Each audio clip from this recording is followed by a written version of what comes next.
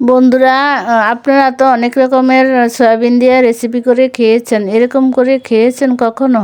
যদি না খেয়ে থাকেন তাহলে ভিডিওটা দেখে নেন। একদম নিরামিষভাবে তৈরি এই রেসিপিটা। প্রথমে আমি সয়াবিনগুলো সিদ্ধ করে ব্লেন্ডার করে নিই। সয়াবিনের সাথে সিদ্ধ করা আলুটাকেও ম্যাশ করে নিব।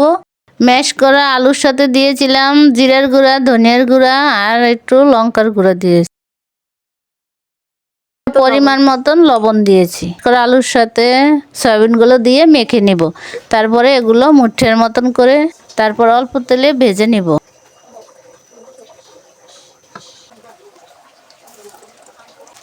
জিরা, দারচিনি, তারপর তেজপাতা আর দুটো শুকনো লঙ্কা ফোড়ন দিলাম। টমেটোগুলো একটু কষিয়ে সিদ্ধ করে নিব।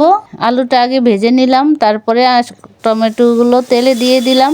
এগুলো একটু হয়ে আসলে তারপরে মশলাগুলো দিয়ে দিব। জিরের গুঁড়া, ধনিয়ার গুঁড়া আর হচ্ছে একটু লঙ্কার গুঁড়া, তারপরে দিয়েছি হলুদ। কষানোর সময় একটু দই ফেটিয়ে দিয়েছিলাম, গ্রেভিটা খুব সুন্দর হয়। আর স্বাদ বাড়ানোর জন্য একটু চিনি দিয়ে দিই। নামানোর আগে গরম মশলা, ধনেপাতা দিয়ে নামিয়ে নেব। এই হয়ে গেল আমাদের আজকের সয়াবিনের মুঠা রেসিপি। খুব সহজ রেসিপি, আপনারাও করে খাবেন।